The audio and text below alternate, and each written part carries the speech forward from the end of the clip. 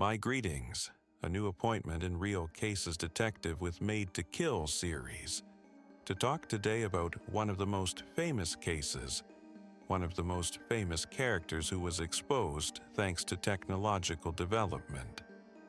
Many crimes happened in the past, and their owners and perpetrators were not discovered because there is no DNA and no fingerprints database. But since the arrival of the DNA, fingerprints, and surveillance cameras era, criminals like this man will not be able to hide. That's on one side. And on the other side, we will discover once again the police mistakes in the investigation and what could result from them. So, welcome to a new episode. Fasten your seatbelts and let's dive in.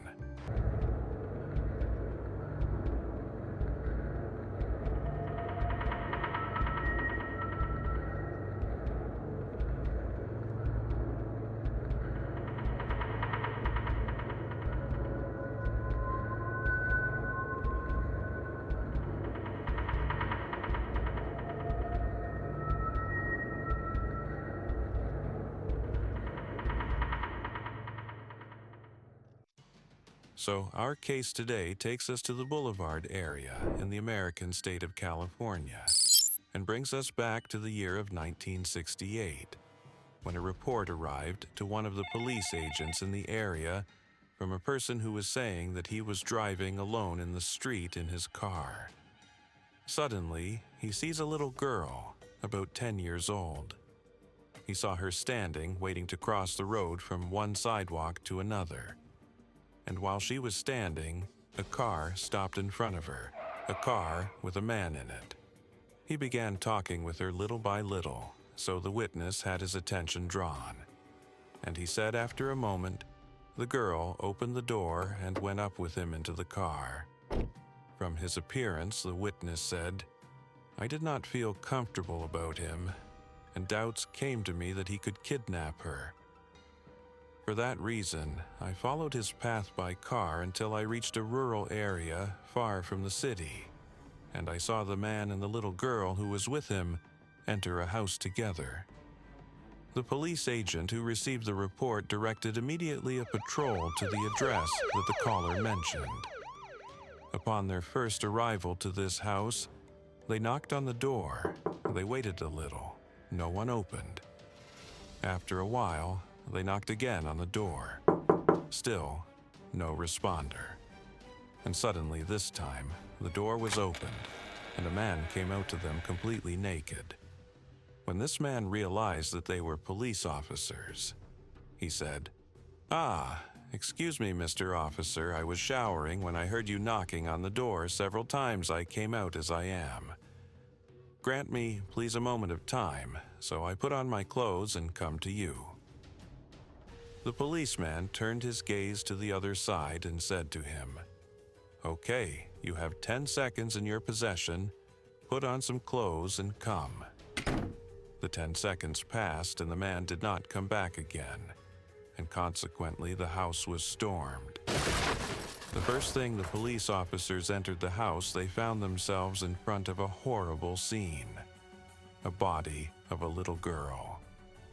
She was thrown on the kitchen floor, which was opening directly onto the living room, in the middle of a pool of blood. And the body was completely naked. Her clothes were thrown not far from her, and beside the girl's head was found an iron rod smeared with blood. It is most likely the tool of the crime. Her head, which was showing signs of a severe blow, was bleeding continuously. The policeman kept searching for the criminal. He went up to the upstairs rooms. He wandered through all the parts of the house, but no use. But it appears that he escaped from the back door of the house, which they found wide open. Part of the security team went to search in the area close to the house, since they said impossible that he escaped far from the place. But they did not find any trace of him. The rest of the agents called the ambulance, which came directly to the spot. But before the ambulance car arrived by a few minutes, the girl moved and gasped. which made the police be certain that she did not die despite the serious injury that was in her head. She was transported with all speed to the hospital, and there she entered into a coma.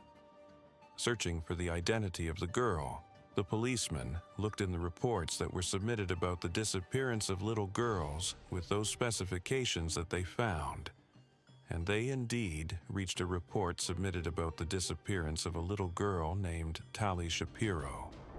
Her age, 8 years. Tali, who was with her mother in the cinema when she got lost from her while they were in the process of leaving. So, the first moment the mother felt the disappearance of her daughter, immediately, she reported her in the police station located beside the cinema. But they did not find her. The mother was summoned to know if this girl who is in coma is really her daughter, and the mother indeed confirmed that the injured is Tali. According to the report that the doctors issued, Tali had been subjected, aside from the injury in her head, to a brutal rape. A severe blow at the level of the skull caused her a concussion in the brain, the thing that made her enter into a coma that would continue for 30 days. In the meantime, the house considered the scene of this crime was searched, where the police found a large number of cameras and tools used in photography. And they found in one of the rooms, which was like an office, a large quantity of pictures, most of them of girls. More than 1,000 pictures of girls in different positions and different forms and types. Girls, their ages range from 8 to 30 years. You can find among them the brunette and the blonde, and they were photographed in different positions. Among them, those who were photographed while in normal poses, and among them those who were photographed in sexual seductive positions.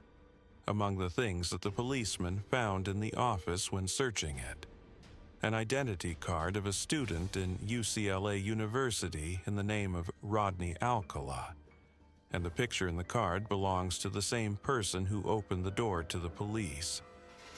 And consequently, the police were able to identify the suspect's identity, and the police wanted to know who is this Alcala, so they opened his file, a black file.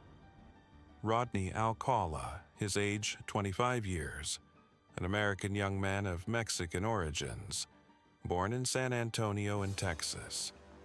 He lived there until he reached the age of 7 years, when there happened to him a family circumstance that made him leave the United States of America together with his family, and they went to Mexico where they settled. After years of their residence in Mexico, his father decided overnight to abandon them all and divorce his wife and return alone to the United States of America where he settled. Well, the reasons for that we don't have details about, but that's what happened. After a period from the divorce, Rodney's mother decided she also to return, she and her children, to the United States of America and settle with them there. Rodney lived with his mother and siblings a normal life, if not a good one. His mother was an employee and therefore was able to take care of her children the best care and provide their needs. So, Rodney lived a normal childhood, beautiful. When reaching the age of 17 years, he submitted a request to join the American Army, and indeed he was accepted. But after a year of his entering the Army, he was struck by a nervous breakdown. His psychological condition was worsening little by little with the passing of time, the reason that made him escape from the Army. But after a month he surrendered himself. After he went kind of insane, so that made the psychological supervisors decide if he was still qualified to continue carrying out the military tasks or not. The report that was issued by the doctor who examined him confirmed that Rodney suffers from psychological disorders that make him not capable to continue in the Army, and consequently he was excluded in the year of 1963. After he was exempted from the Army, Rodney entered UCLA University in America, and specialized in studying fine arts. He had a big passion for photography, and it was his dream to become a professional photographer. During his period of study in the university, it was known that he is a very ambitious young man. All who knew him tell you that he is a successful person in his studies, a beloved person. His professors in the university were confirming that he is cheerful, always smiling, a helpful person. There is no way that you ask him for a service or favor, and he refuses you. Always, he likes serving people. All who know him confirm that Rodney is among the most wonderful people you can know in your life. Rather, one of his professors confirmed that Rodney in the life of any person is a positive addition because he is a walking encyclopedia. The man is a genius, the police. After they knew the identity of the suspect and knew details about his past and the psychological disorders he was living with, intensified the means of searching for him. And his picture was published in all the media, and his picture was printed and posted on the walls of the entire area, and it was requested from every person who sees him to report him immediately. Even considerable monetary amounts were offered to anyone who contributes in finding him. But the days pass, and there is no news related to him. In the interrogation of his mother, she confirmed that she hadn't seen him for about a week from that time. All his friends were investigated, but none of them knew where his place was. The police kept monitoring his university in case he might come to resume his classes and thus be arrested. But no result. Rodney, there is no news about him. 33 days later, Dolly got up from her coma and began to recover her health, and she was heard. Dolly, in truth, was in a difficult psychological state, and that this Rodney offered her to take her to her home and told her that he is a friend of her father. For that reason, she said, I trusted him and I went with him. She told them how he raped her, and later he got up and went out of the house a little. Then came back holding in his hand an iron rod. He struck her with it on her head. And the rest, you know. Tolly's family were demanding that this criminal be quickly arrested, but the police officers were unable to find any trace of Rodney. The man disappeared like a ghost. All that the police officers could do at that time was that they sent his file to the FBI, the federal police, which in turn placed Rodney in the list of the most dangerous criminals in the United States, and those who are difficult to arrest. Focus with me well on this point, because we will return to it later. The days passed, then the months, then the years, and we are now in the year 1971, and specifically in New Hampshire, when a call comes to the police from a man who says that he is the director of a training course in cinema and arts, a course dedicated to girls. The man said that he wants to make a report about a person named John Berger. He said that John, a theater teacher, is teaching in this training course. Yes, and what is the problem, sir? Said the investigators. So the director told them that there are two of the female students. They came to him frightened and told him that this teacher of theater, Mr. John, they saw his picture on one of the walls of one of the post offices that they have in the area. There, the pictures of the missing and the pictures of those wanted for justice are posted. So, the two girls found the picture of their teacher, but not in the name of John Berger. No. The picture had written on it the name of Rodney Alcala, wanted for justice and registered danger with the FBI. As soon as the police received the report, they went to the address that the man gave them, and there John Berger was arrested, or let us now call him by his real name, Rodney Alcala, the accused in the case of sexual assault on the 8-year-old girl Tali, and who was fugitive from justice, he was handed over immediately to the California police so that his trial would be done. It would later appear that Rodney, at the time of the discovery of his crime in California, moved to the city of New York and lived there for a period, and later traveled again and settled in New Hampshire, where he changed his identity before he was arrested. So Rodney was interrogated in the case of the assault that he committed. In reality, he didn't deny the charge. He said that it is true that he assaulted Tally and true that he escaped. But poor him, he is regretful and very regretful for what he did. And he kept asking forgiveness from her and her family, and luck played an important role with him, since Tally and her family at that time, a year after the incident happened, they emigrated from the United States. They left it completely. Therefore, there wasn't a main witness in this case to be present at the time of his trial. For this reason, the police came to an understanding with Rodney to carry out a deal called the plea of guilt, a type of deal that is adopted in the Anglo-Saxon systems. It is based on the criminal admitting his committing of a certain crime, which makes them close the file and, consequently, his penalty is reconsidered.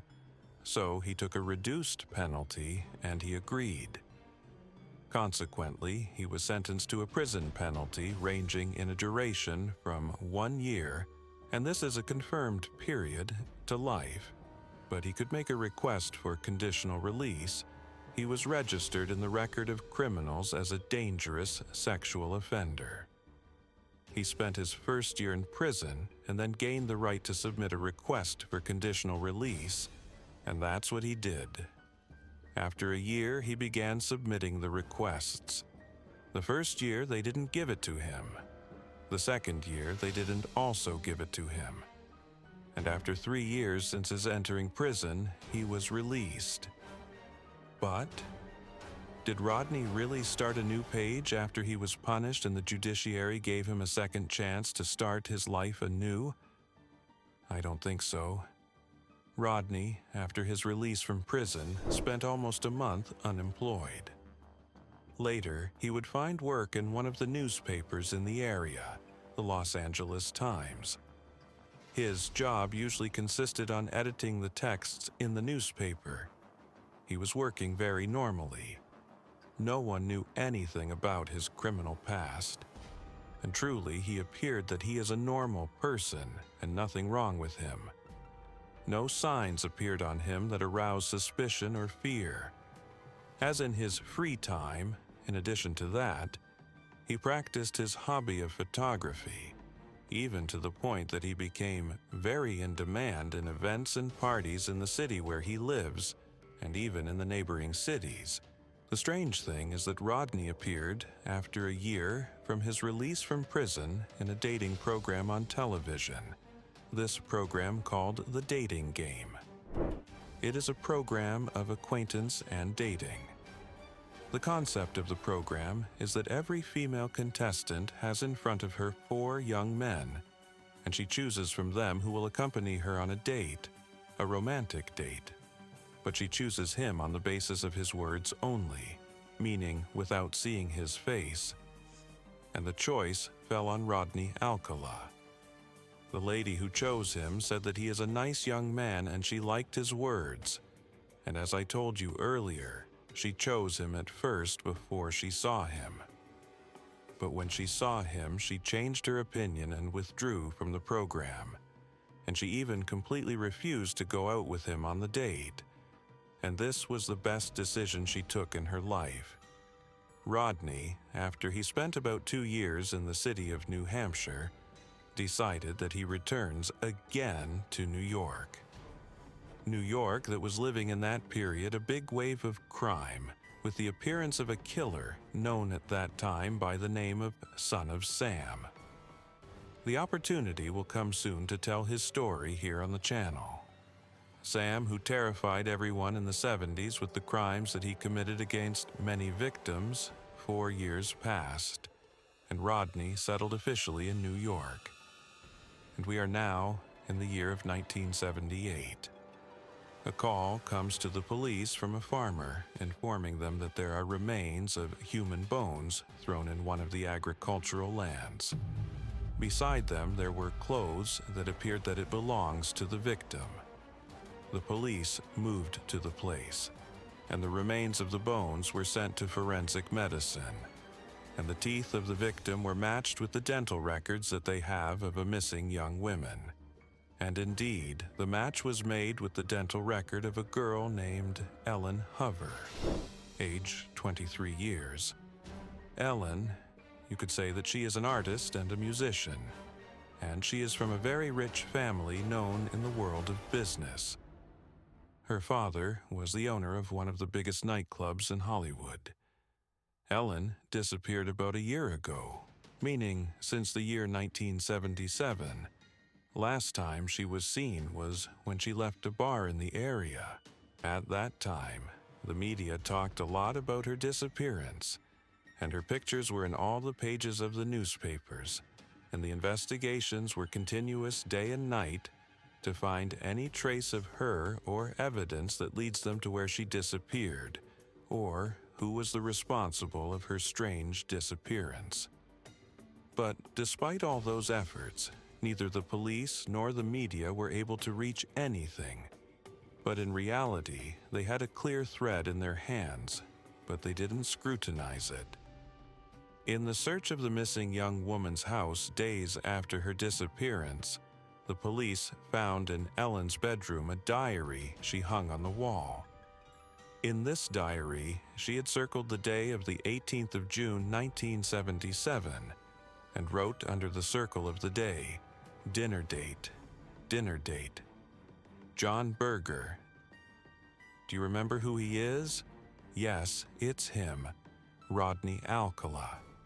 But the police, astonishment struck them and things got mixed up for them, and he wasn't summoned at all for interrogation. Rather, they closed the investigation and considered that Ellen at that time was dead. Not only that, Son of Sam was accused for killing her, and they considered her like many of the victims whose bodies were not found, who are killed and their bodies lost. And the case was closed on this basis until the year of 1978, when the police found her body and the case was opened again. The forensic medicine didn't know what the causes of the death were exactly, and couldn't know if she had been subjected to rape or not.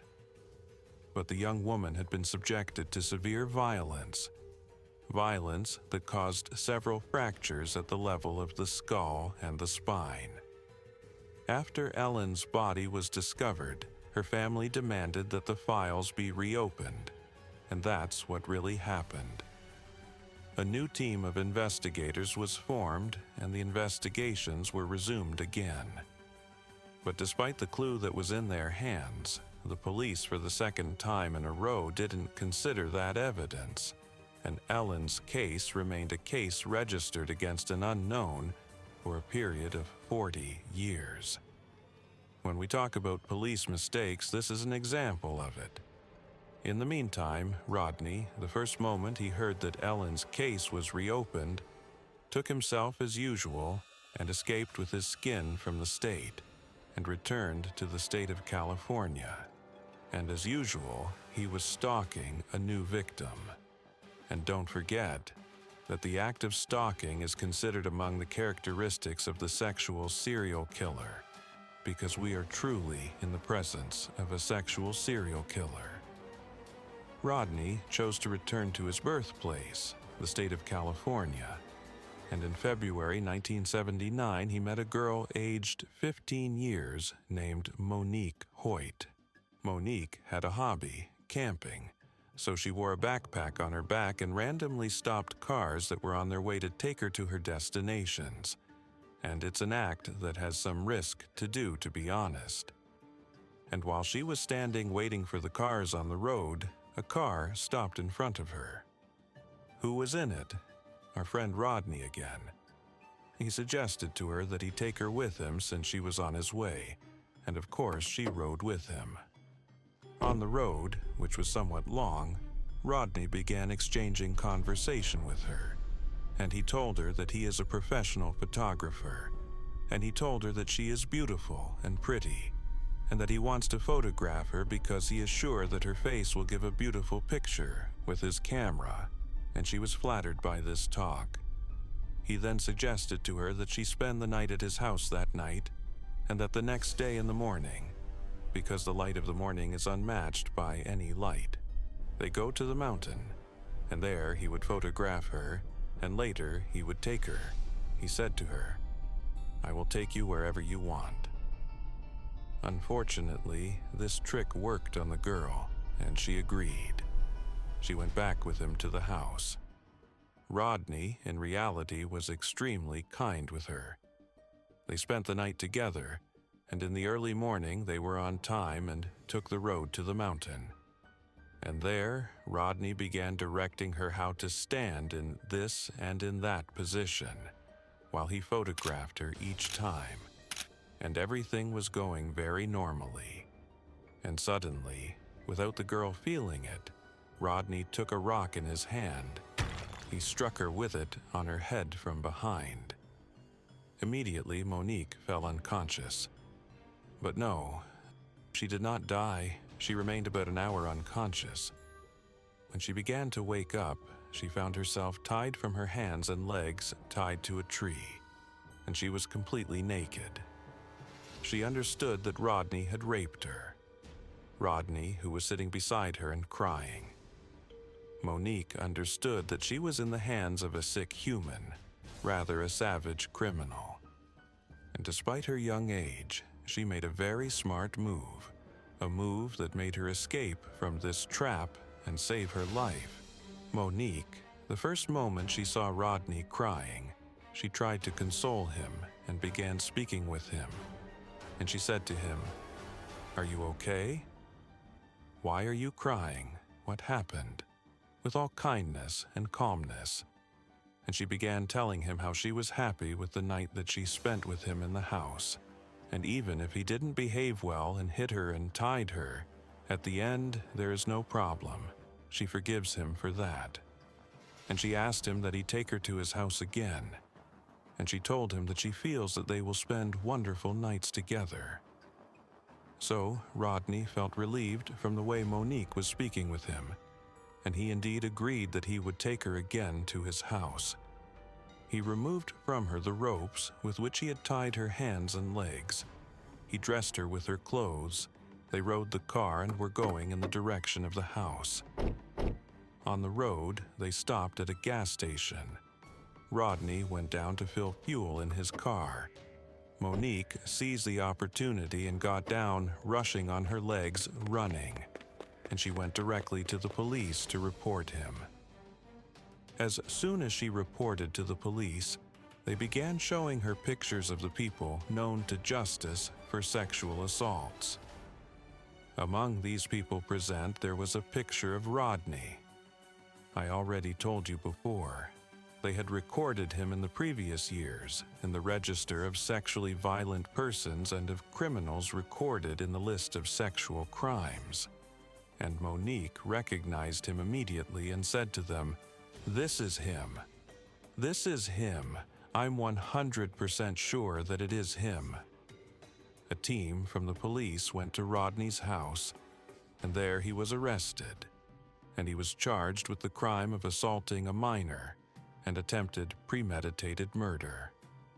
And it was decided that his sentence would be issued in September 1979.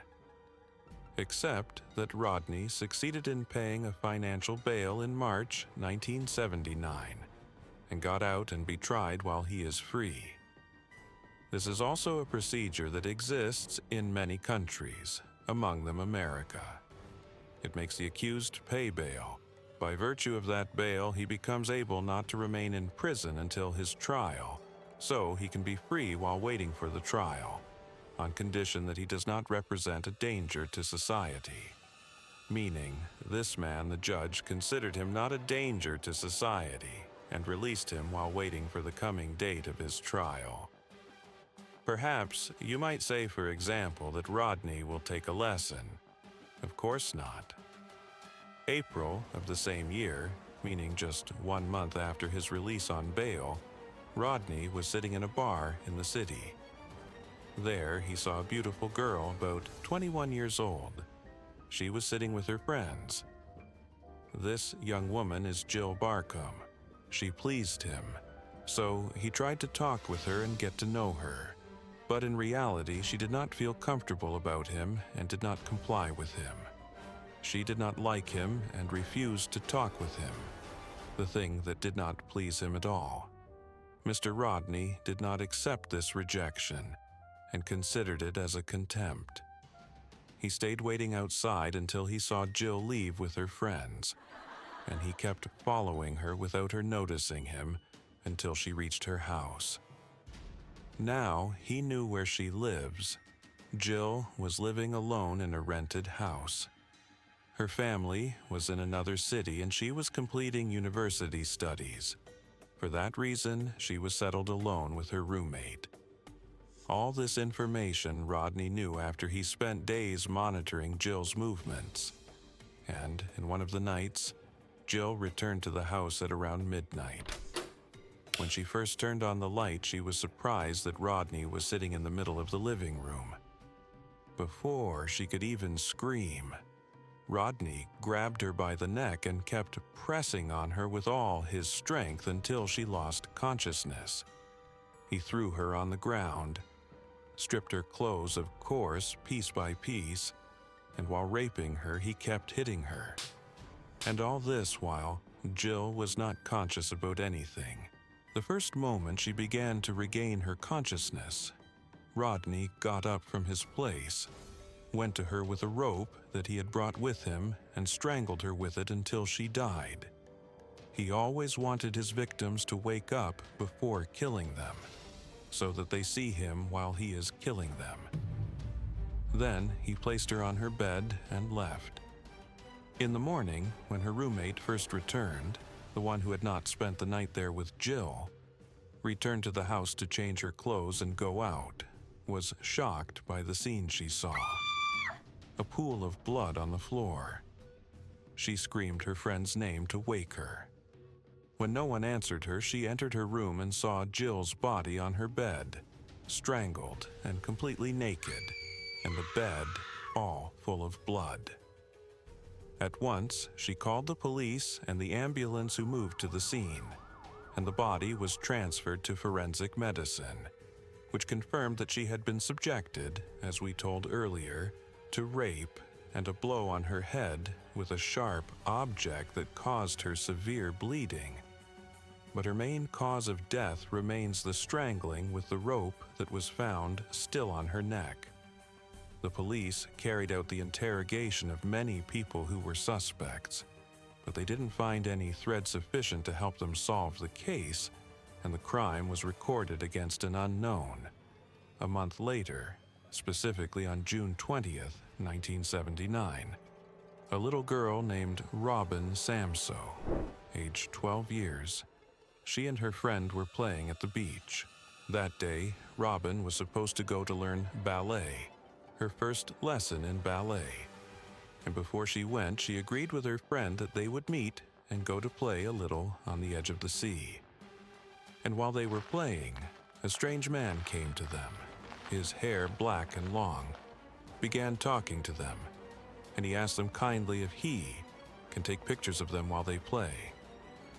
Robin agreed and said to him, "Yes, take pictures of us, there is no problem." And while he began taking pictures of them, and a lady came and began speaking to him and said to the two girls, "Do not talk with stranger people anymore." And this man took himself as usual and walked away, and no one knows where he went.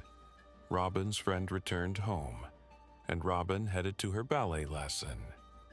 In the evening, Robin's mother kept waiting for her daughter to return, and when she was late, she called the school where she studies, and they informed her that she didn't come at all. The lady at the school herself told her, "I am also surprised that she didn't attend, especially since she was very excited for this lesson." After Robin's mother realized what had happened to her daughter, She called the police and submitted a report about her disappearance. The police, after this report came to them, moved immediately, and all the neighbors were interrogated, and also the testimony of her friend who was with her by the sea was heard. The friend who told them that she and Robin were together at the beach, and she told them about the strange man who came to them and asked to take them pictures, and how he ran away immediately after their neighbor came and disappeared from sight. The police asked this little girl that she give them his description, and indeed she began describing him, and the police succeeded in drawing an approximate image of him, and it was published in most of the media. But on July the 2nd, remains of a body were found in a mountainous area. The body was in a very disastrous condition. It was without a head and completely naked, and its flesh was decomposed. The body was sent for autopsy, which continued for 3 consecutive days until the doctors were able to know the identity of the body to whom it belonged. And the body was indeed Robin's, the girl missing for 12 days. The forensic report confirmed that Robin was subjected to rape, and that the cause of death was her being subjected to severe violence on the head. In the meantime, a call comes from a supervising policeman. His job is that he monitors the criminals who are released on bail, or who, as I told you earlier, are tried outside of prison. And this supervisor confirmed that he knows very well the person who is in the approximate image that the police drew. And he said, "I'm responsible for a person named Rodney Alcala. Currently, he is on trial, but he is free, and he is from the same area where Robin's body was found." He said, "There is no way that this is a coincidence." Immediately, Rodney Alcala was arrested, and he was charged with the murder and rape of Robin. Rodney didn't have an alibi on the day of the girl's disappearance. The thing that confirmed the charge on him, his house, the house that he was living in, was searched, and there the police found a black bag. In this bag, they found earrings of different types and shapes. And one of these earrings, Robin's mother confirmed that it indeed belonged to her daughter. She also confirmed that she, on the day of her disappearance, went out while wearing them. And consequently, the investigators became certain now that Rodney is the criminal. They also found in his house another collection of pictures of women whom he had photographed, and Rodney was confronted with all the evidence that the police gathered from his house. And finally, his trial began in 1980, a trial that lasted 2.5 months. About 50 witnesses were heard in it, and Rodney's full record was reviewed. The jury panel saw that he is guilty and deserves punishment, and he was indeed sentenced to death. But let me tell you that this is not the end of the story, because Rodney, from the year 1980 to the year 2001, kept appealing the sentence each time. His appeal was accepted, and in the year of 2001, the appeals court reopened the case again due to the existence of new evidence with Rodney's lawyer, Rodney, who, at that time, was in his 60s.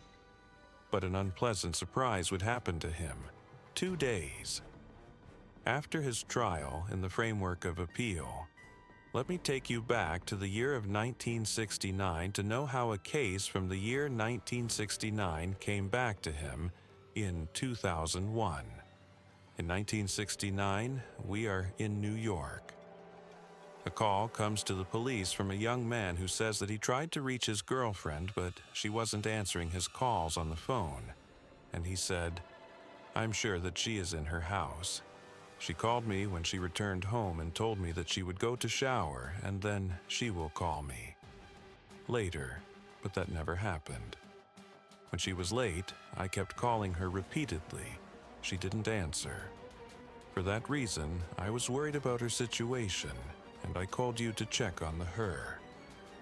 The police, after the report reached them, went to the house of the missing lady, and there the house was broken into and her body was found naked, thrown on the floor. A piece of a woman's stocking was looped around her neck and pressed on it. Her legs and her hands were also tied, and she had a mark of a bite on her right breast. From the initial examination of the body, it appears that she died strangled, especially since the stocking that was around her neck was found pressed very tightly. In fact, her face was all blue from lack of oxygen. The body was transferred immediately to forensic medicine, and the young man was contacted, who confirmed that the victim is indeed his girlfriend, Cornelia Crilly, 22 years old. Cornelia was a flight attendant and was very beautiful. The forensic report confirmed that the cause of death was strangulation, and also confirmed that Cornelia was subjected to rape, and in fact, DNA was found on Cornelia's body. But we are in the year of 1969. At that time, there were no methods of investigation using DNA, and there were no fingerprints, and there were no surveillance cameras, and criminal investigation had not advanced yet. And thus the crime was registered against an unknown. Fate willed that in the year of 2001, a new investigator would retake this file, and he extracted the dental sample. I already told you that the body had been bitten. The picture of this sample matched exactly with the dental records of Rodney Alcala. Thus, the criminal in Cornelia's case is Alcala. Not only this, the same investigator, and in a clever way, reopened the file of Ellen Hover and re-examined all the evidence existing in her case file, and finally noticed the name that I told you about earlier that was in her diary, on the same date of Ellen's disappearance, which is the name of John Berger. The name John Berger is the alias of Alcala. And the surprises didn't stop here, because some cases that happened in California and were registered against an unknown in the 70s and 80s were reopened, and the evidence that had been found in the crime scenes at that time was re-examined, including DNA, and which they can now use, the DNA that was found on the bodies, that was found on most of the bodies that were raped. They had kept it, and it was matched with the DNA of Alcala, and it indeed matched with at least 4 victims. Jill Barcombe, who was found murdered in November 1977. Georgia Wickstead, who was found murdered in December of the same year. Charlotte Lamb, who was killed in 1978. Jill Parenteau, whom I told you that Rodney saw in a bar and went to her house and killed her. The 4 victims were killed in the same way. For the investigators, it became certain that the crimes they knew and the bodies they found were nothing but a drop in the ocean of this man's crimes. Many of the victims were not discovered and were not reported. Rodney was thus known for his very particular method of killing. He would seize his victims and strangle them until they lost consciousness. The moment they fainted, he would assault them. Later, he would tie them up and wait until they regained consciousness, and the first moment they woke up, he would kill them, sometimes by beating, sometimes by strangling, sometimes with his hands, sometimes with a rope. Rodney was finally sentenced to death in more than one case. But he died in prison in the year 2021. Rodney was suffering from many illnesses. He spent nearly 15 years before he died going from the hospital to the prison, and from the prison to the hospital. And he died while he was waiting his turn for the application of the death sentence on him. Thus was the tragic end of this criminal who escaped punishment for years and years. Escaped because of the lack of development of investigation technology, but also escaped because of the mistakes present in the judicial and police system. I await eagerly your comments on this fascinating case. Before I say goodbye, I thank you for the good following and attention, and I remind you to subscribe to the channel if you haven't yet, and reward us with a thumbs up if you really did enjoy the case until I meet you in the next Cases episode, the case in which we will see how an ordinary balloon solved its mystery. Until that time, good night.